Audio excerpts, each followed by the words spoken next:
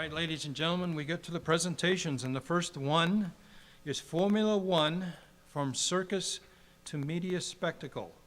Jim Miller will be our presenter, and let me get his program up.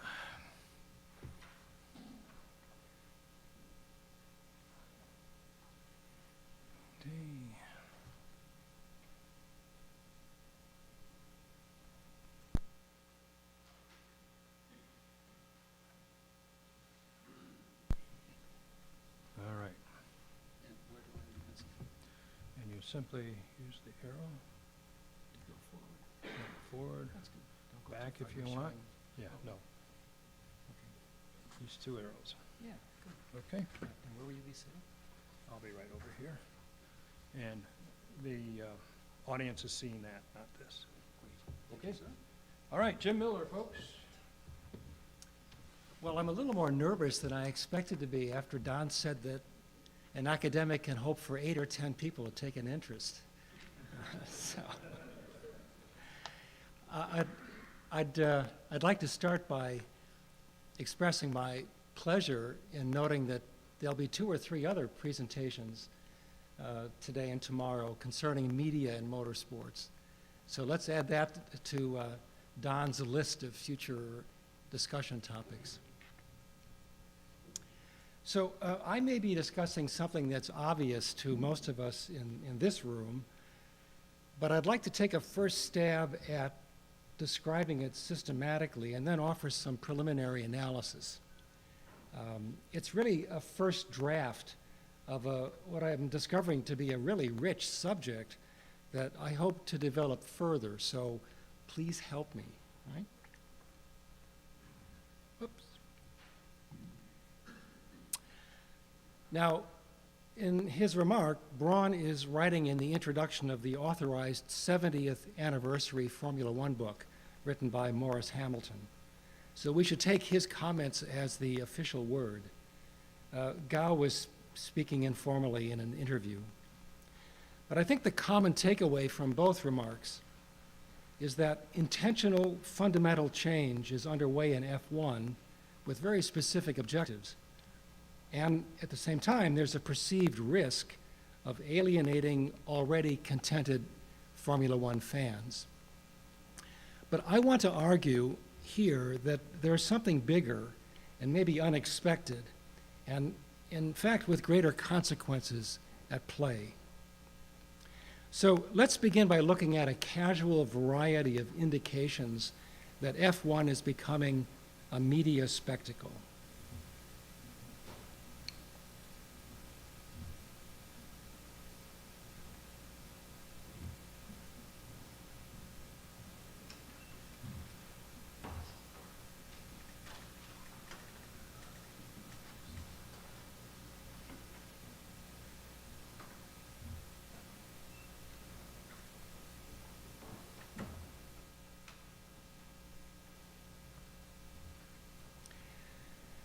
Now, I can't help but make an aside. The presentation of drivers, I think, is a critical element of the F1 media spectacle.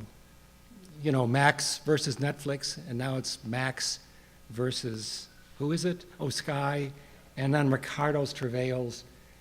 What's developing with drivers, and apparently appealing to many new audience members, is pretty close to reality television, which, as you know, mixes factual programming with subgenres like game shows, travelogues, talent competition, fly-on-the-wall documentaries, creating what's called a fame cycle for the individuals involved. This oversharing regarding drivers includes the mob of fans in the paddock that you saw at the Mexican Grand Prix recently. And it seems that half of Martin Brundle's Gridwalk interviews are with celebrity friends of drivers. So there's also a category that might be even larger still that the BBC, for example, calls factual entertainment. And then I think the media net has gotten so broad that there's an in-depth profile of Toto Wolff in the current issue of what magazine? The New Yorker. Whoa. So let's begin, though, by establishing a baseline for change. a past that people affectionately call the F1 circus. What might they mean? Actual circuses were itinerant examples of live art, according to a British historian. They were sideshows on the way to the main event in the famous 3 rings. Think about track design. Critically, Helen Stoddard says that, this is a really pungent quote, "The circus promotes itself as a public fantasy, a space of exceptionalism, escape, and danger, where the rules that seem to govern the world outside have no currency." All right? F1 was informal, even a bit amateurish, with gentlemen team owners, do-it-yourself atmosphere, shoestring operations that included very limited driver's salaries. So Phil Hill reports that Ferrari never gave him a salary. He only took a share of the start and finish money. And of course, all of that was against the genuinely mortal danger of every race. For my purposes, the circus was the 60s through the 80s. Now, on our last gathering here, I mentioned to Duke that I had come to several GP races here. Oh, when was that? In the 70s. Ah, the golden days, he said. And he's not the only one who might think that way. This is an image from the center's own website, and this is 1972 or 3. But beyond that, people looking back in time have characterized Watkins Glen as something special, and I think very much like the circus that I'm trying to describe, which to me hints at the possibility of making Watkins Glen a kind of in-depth case study, a baseline for comparison. There were lots of things that went, oh, how did that get in there? Actually, I think the year before they sacrificed a Greyhound bus, so that's why the famous bog came to an end. But that was part of the circus atmosphere, for sure. Now, another way, more formally, of identifying the nature of the circus was a much smaller scale with respect to race numbers and a relative lack of media attention. So here you can see how few the races were compared to today. An early look at New York Times coverage shows very few articles about Formula One in their sports pages. The television story is a bit more complicated, and it goes farther back in time than I realized. But we must remember that early on, American cable television didn't have near the penetration rate that it has now, and some of these channels were premium, meaning you had to pay extra to get them. And then, of course, many of us remember the NBC coverage as being 3 talking heads in a studio saying obvious things about the global television feed. So maybe this is a record of slowly increasing coverage in the realm of television, but mostly I think it's pretty limited. Now, obviously, the circus left town in January of 2017 when Liberty bought Formula One and immediately began a cascade of significant changes, and here are just a few of them.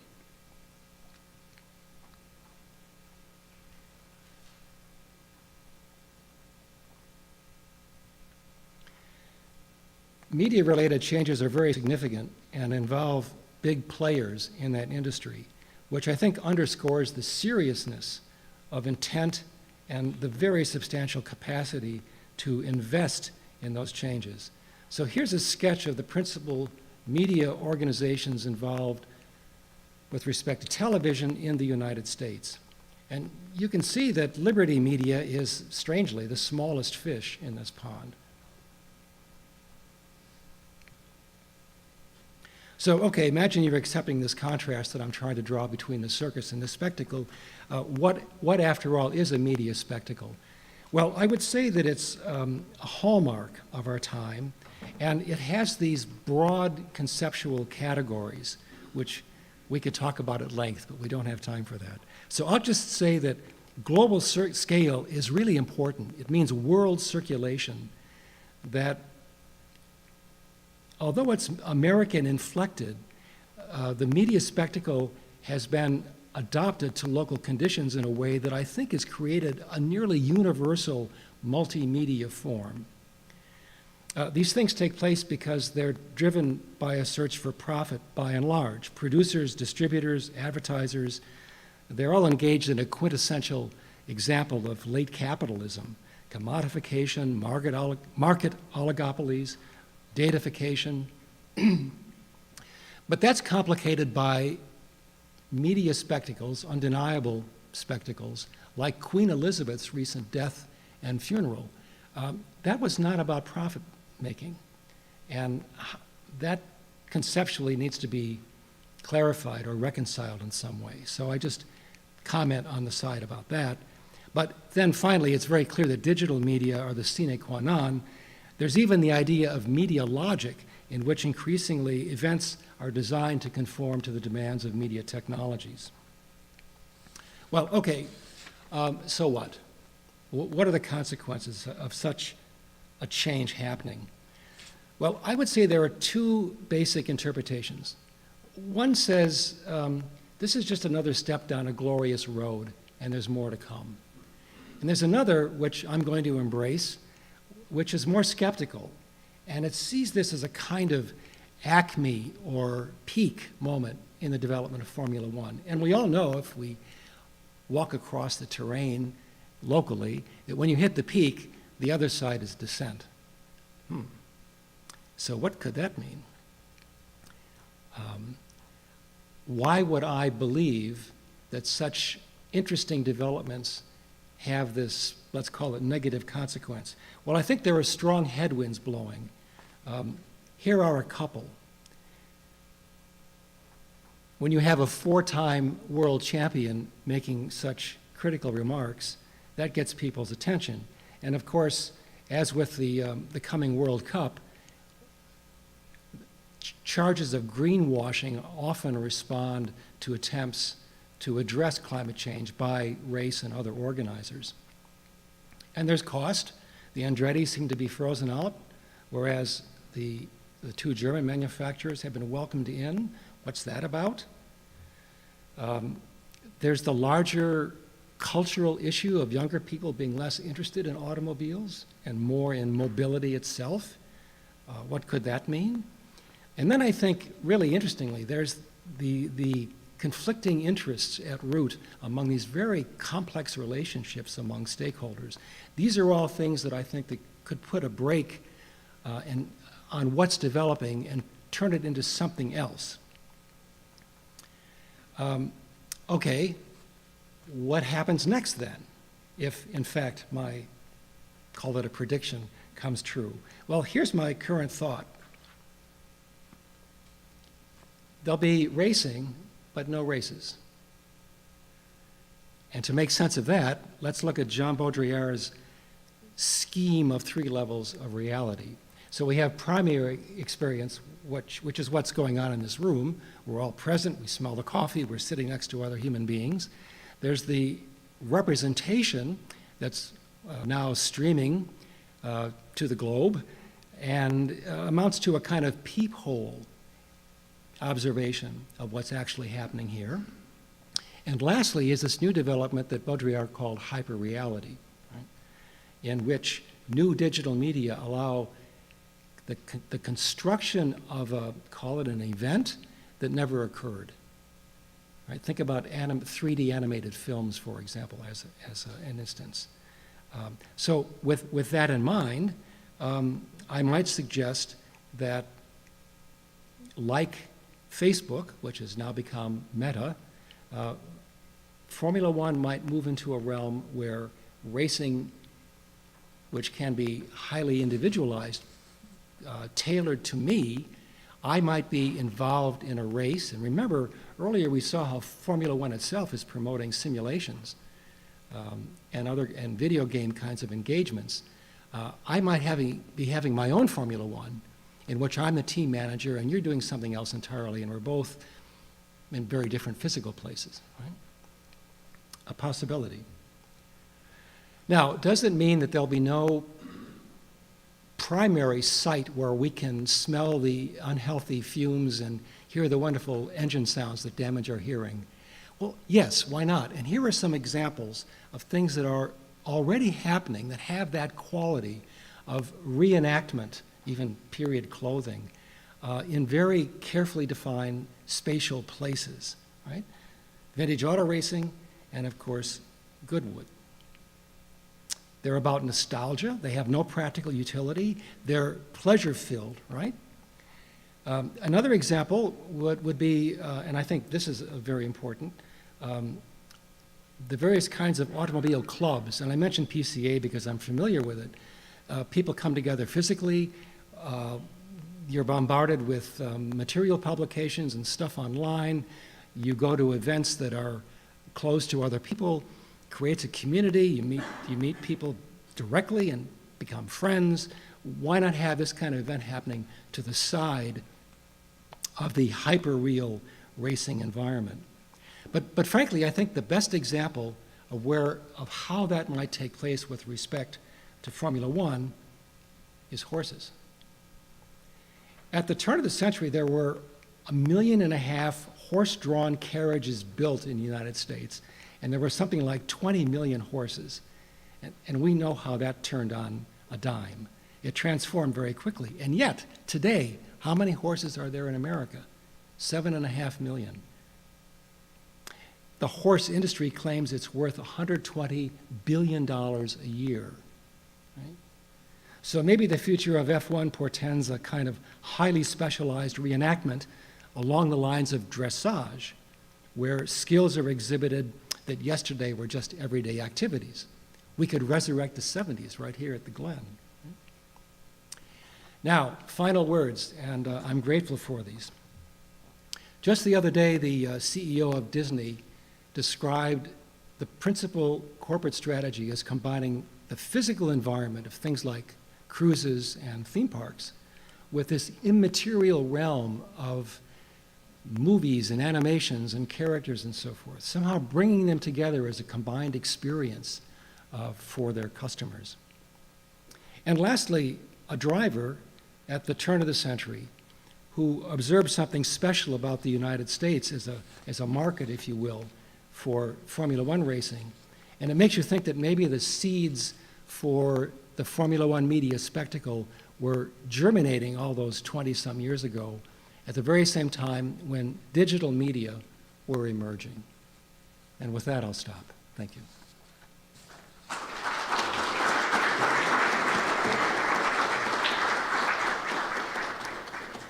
So do we have time for Q&A?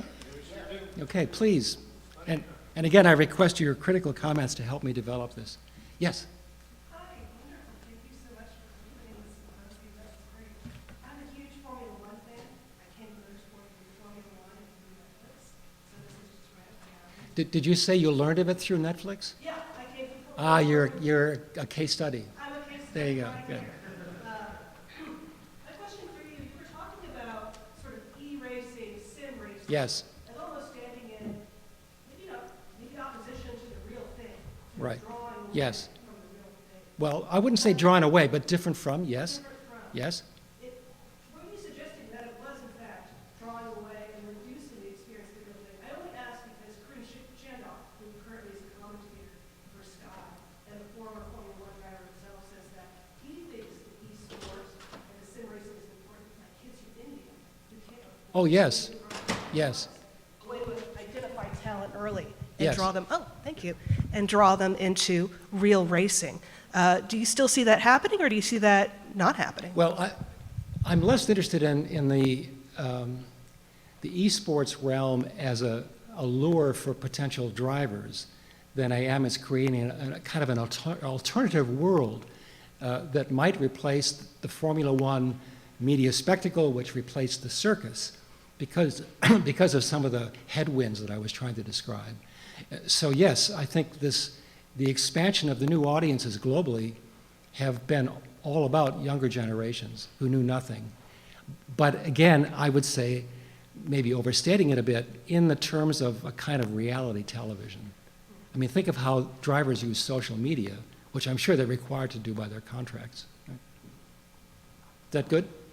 Interesting. Good, thank you. Yes? Do you know other racing series are considering Drive to Survive type of programs, or will that be just to Formula One? I think we have an answer. I can respond to that. NASCAR right now is doing a program. It's the Road to the Championship, and what they're doing is very similar to what Netflix is doing with Formula One. They're going behind the scenes at the shops, at the races, and they're making NASCAR seem very real. So you're with the drivers at home during the week when they're taking their kids to school, and then you're with the crew at the track on Sunday as they're working on the cars. I don't think it's getting, pardon the pun, the traction that the Netflix program has with Formula One. Maybe it has to do just with the culture of Formula One being so much, I guess, more exotic than the culture of NASCAR. But the program was being streamed on YouTube with each weekly episode, and the ratings have dropped so much that YouTube has dropped it. So kind of gives you a sense. The Netflix program is flourishing, and the NASCAR program is floundering. So That's really interesting to know. That cultural comparison might be very important, plus the global aspect of Formula One. I do know that other sports are planning to do these kinds, like tennis, to do these kinds of things. How long that kind of proliferation of a particular way of constructing a sport can continue and be popular and so forth, Yeah. Someone else. Someone give me a hard time. Why is this a stupid idea? I won't forget who you are, by the way. Okay, Joe just raised his hand. Hi. I guess my biggest question right now is, you mentioned various other kinds of motorsport and presentations of motorsport as being the potential future. But really, we face, at the same time, an extraordinary, shall we say, movement against what motorsport generally represents. And I'm wondering how you feel about the ability of motorsport to survive the influx of electric automobiles and cell phones, where kids don't want to get in their car anymore because they want to be on the cell phone talking about it. But the challenges to automobile racing, other than the one type you mentioned, vintage racing, which is very popular, can motor racing really survive with those kinds of headwinds? Well, so my glib answer, Joe, would be that that's part of the transition to racing without races. We talk about the transition to autonomous vehicles and all-electric vehicles and so on. Well, that transition is so complex for all of these things. How long will it take? I mean, you would have to rework much of the established mobility system in order to have autonomous vehicles on any scale. Will that be in our lifetimes or ever? So I think that motorsports in general are in trouble, again, for some of the reasons I tried to suggest. And I think that maybe having, a kind of virtual experience replacing it, based on, as we've seen, a kind of global stimulation of interest in international settings, is not an unreasonable thought. And frankly, I should add to that, if somebody like me is having this odd but I think potentially accurate perception, you can bet that these big media firms are thinking along the same lines and preparing grounds for it, right? So they would be part of the engine of that transition away from actual racing, possibly. Someone else? Oh, come on. They put me up here first. That's the least you can do is ask a question. We have plenty of time for more questions. Anybody? I would be eager to hear from someone who challenges some aspect of this. Doesn't some of what you're driving at depend on just the age of the people? And my generation shall I say, race fans, concentrate a lot on the cars, but the people who watched the cars in the 30s, 40s, and 50s are dying off, and the younger generation doesn't seem to be interested in seeing the old-timers run very much. It's only the old-timers that want to see that run. So this is perhaps a natural progression of the age of the people. Yes.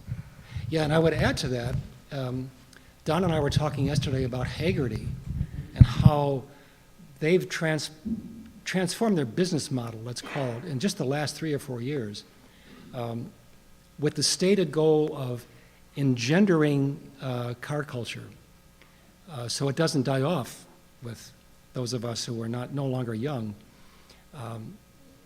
There'd be an interesting, again, another place to look for understanding what might be a transition from actual racing to virtual racing. Yeah. John. Yes. I think just a word on Hagerty there. I met McKeel Hagerty in 2012 when the REVS program first came to Stanford, and the changes that Hagerty have put in place were discussed, and the plan, it's not just, Hagerty's change has not just come along in the last couple of years. Hagerty have felt for some time that the hobby was changing, and because of the way that people involved in changing the hobby, well, what am I trying to say here? I guess I'm trying to say that Hagerty, you know, I saw McKeel Hagerty speak a couple of years ago at a conference, and at that time, he talked about how he wanted to get 6% of the population to be a member of Hagerty's Driving Foundation. And talking with people afterwards, apparently that 6% number, that's the number of members the NRA have, percentage of the population. And the feeling is, amongst people at Hagerty, maybe I'm speaking out of turn here, but reading between the lines, I think Hagerty feel, wow, if we can get enough people to sign up, we might be able to have the same political power that the NRA have, and that really augurs quite well for the future of our hobby. And with Hagerty, what I would say is look at how they are buying up every single conference, every single motor racing event. You know, they seem to want to own the old car space. And for a time it seemed like a really good thing, and only in the last year or so have I begun to think, wow, do we want McDonald's on every street corner, or did we quite like the mom and pop diner that is what car shows are at the moment? Do we really want it to be commoditized and packaged in the way that you said? So I think the Hagerty point is a really interesting one you've raised there, James. Yeah, I agree, and their message is very overt, and it's across media and various ways of expressing it. One, that there really is a kind of sleepy interest among younger people. They just don't know it. And two, that bodes very well for the future, and we're going to, you know, fan the flames. It's a big bet. I was at the same conference. This was in Allentown, I think. And I happened to sit next to him at lunch. And he had pronounced several times already at that meeting how young people really cared about automobiles. And everything I knew said the reverse. So I pushed him a bit, like, well, what's your evidence? And it was either, he either didn't have any, or it was so proprietary he wasn't going to tell me. But I did wonder, you know. And then they began making all these huge investments, going public on the stock market and so forth. So yeah, Hagerty's a very cool, maybe the Hagerty shadow will throw itself over our gathering, and we'll come back to it in various ways today and tomorrow. Anyone else? Anyone else? Yes. Just a moment, please. Is that Bill? No? One thing I've noticed, especially in the younger generation, the teenagers to the mid-20s, a lot of them seem to be more interested in playing the video games and social media and that kind of thing But I noticed that, at least in my family, those that do that and their friends are bordering on obesity. And that, I think, what's going to happen when you're 40? Do you think that has anything to do with, they just want to sit around and play games. They don't want to move, maybe walk the dog, and that's it. Well, I'm not an expert on obesity, but I've observed anecdotally some of what you've said. I mean, my interest would be if they're playing games all the time, does that lead them to do a similar activity in so-called real life? Or is real life not so interesting and they'll just stay with the virtual experience? Yes. Yes. Are you going to speak for the younger generations? You know that I am, because I look around and I'm thinking, I'm one of the younger people here. Yes. How many of us are going to keep showing up if every time we do, we get told, get off your phones? Yeah. The phones are a way we communicate with people we went to school with. There are ways I communicate with other alumni. It was actually one of the main ways when I was working in Hollywood I got jobs, was a secret Facebook group for people who went to my film school, sharing jobs and that sort of thing. So I don't think the online, I guess, marketplace, I don't think it's actually going to replace in-person stuff. I think it is in addition to. And you wanted a hard time, so I'm going to say it. The fear of, oh my goodness, they're going to get rid of actual racing because there's digital stuff now, sounds a lot like an older generation having basically fears that will be unfounded in the long term. Well, that's well taken, but I disagree with you. Yeah. I certainly agree with you, the first part of your claim, that being digitally engaged doesn't mean you have no life. People talk about telepresence. We all live remotely in some way now. It's inescapable. And I don't mean to make a moral judgment about any of that. But I do think, for some of the reasons I tried to sketch, and we've heard some, I think, supporting comments, that racing in particular might be at risk, and that one way of solving the problem is to move almost entirely into the virtual realm with these more limited ways of, like doing dressage when you can't ride a horse to your job, So I think those are two different observations. And I agree with you, there's generational ignorance because many of us old people are not hip to new technology. We don't use it in our everyday lives. And that leads to fear and other things. I agree that's a problem, yes. And just one follow-up on that. I do just want to distinguish, we're talking about the hobby of racing, and I think sometimes when we talk about young people in cars, like what your earlier point, well taken, that sometimes we're talking about automobility versus actual interest in cars as a hobby. Yes. And I do agree that my generation is not interested in commuting with cars. We're interested in building a world in which we can commute in other ways, either digitally or through mass public transit. But I think the interest in cars as a hobby is there. So I'll just say that. Well, that's another discussion.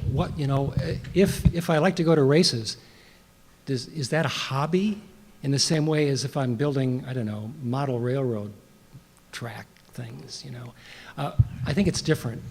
I just published something recently about trying to conceptualize what it means to be an auto enthusiast. And hobbyists are one kind of model where you might think about that. So I think you're on the path to something interesting. But I don't have a race car, but I do drive a sports car. And I don't know, is that a hobby? Well, not to belabor this, but again, point well taken. Thank you. One more question. Yes, John, again, is there anybody else who hasn't had a chance? Right here, one of the students. Okay, please. So being part of the younger generation, I think I kind of speak for a lot of us that are involved in racing and have race cars and love this hobby. We would much rather have our hands in an engine bay and working on something in person and actually driving a car compared to sitting inside all day. And it's just like sim racing, you don't get the same adrenaline and the same experience of actually driving in person and getting to keep the sport alive. So, but you could have both. I mean, you could do this sort of vintage car racing on the side, small scale, nothing like Formula One. That could still exist, and then you could do sim racing at the same time. Again, they're not mutually exclusive. So I promised I wasn't going to come out of the booth, but this is such a divisive topic, and we talk about it a lot on our show, and I'm on the younger side of the generation, just crossing into my 40s.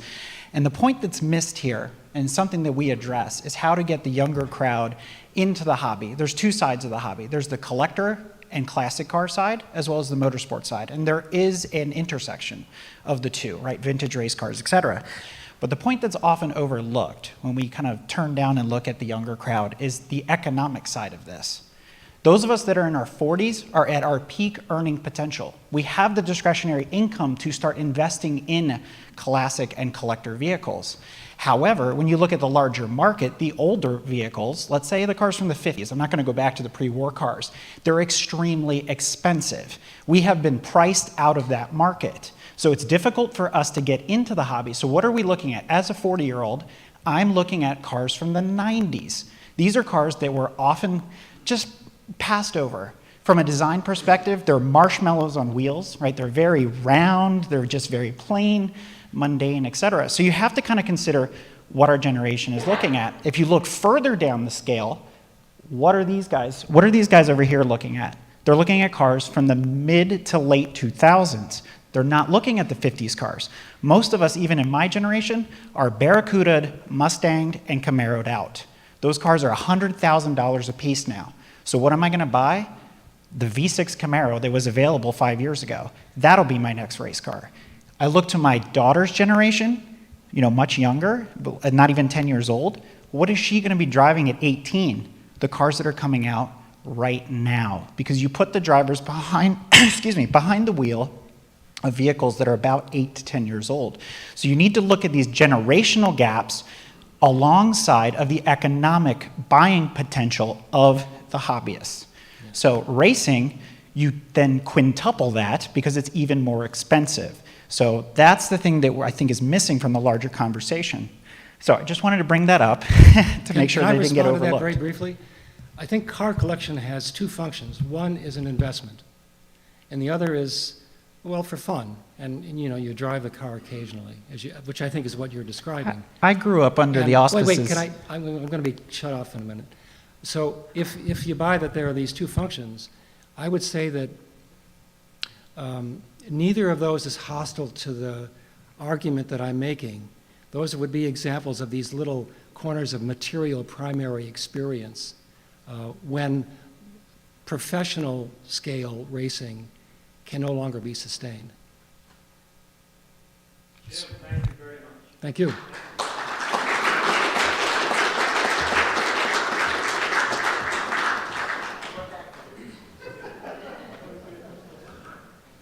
That took us down a few alleys that we weren't expecting, didn't it?